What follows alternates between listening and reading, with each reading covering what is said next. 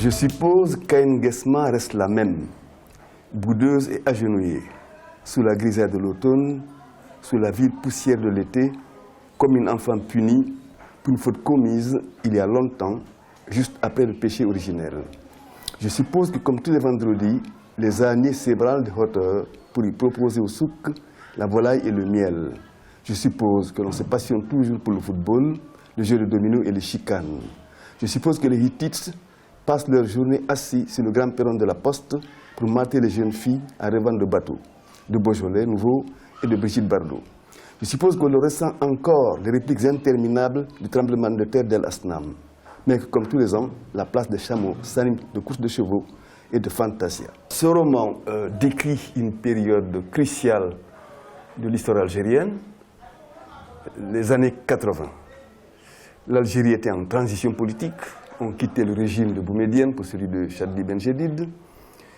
On hésitait, on ne savait pas trop s'il fallait poursuivre l'expérience socialisante initiée par Ben Bella ou s'il fallait faire un recul.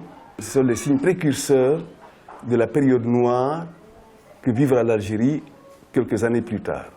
Vous savez que au début des années 90, ce pays a subi une véritable guerre civile, mais les prémices de cette guerre civile étaient déjà là dans les années 80, moi où j'y étais et j'ai enseigné dans les Aurès. C'est l'histoire d'une jeune fille née dans un milieu traditionnel.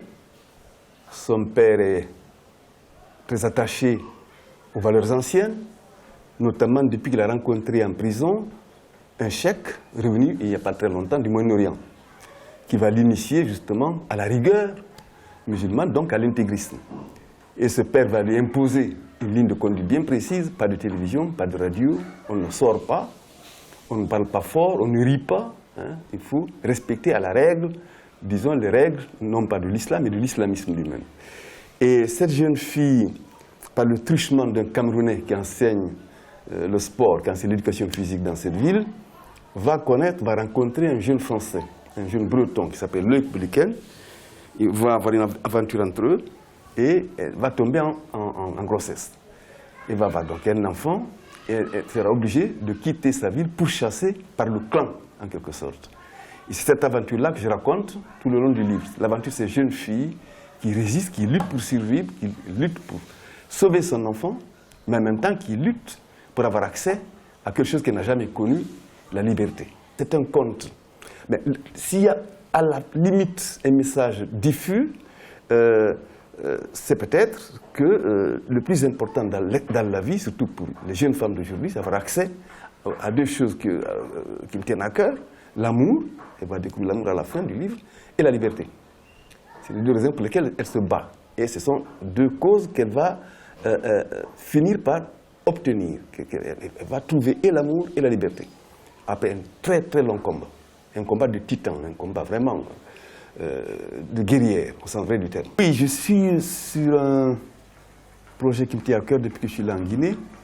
J'ai envie d'écrire un roman qui retrace toute l'histoire très chaotique et très douloureuse, très sanglante de la Guinée depuis 1958 à travers la vie d'une jeune fille d'aujourd'hui.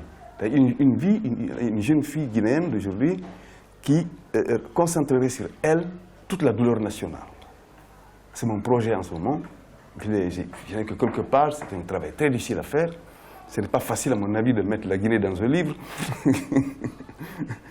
tellement que le chaos est immense. Mais enfin, j'ai essayé.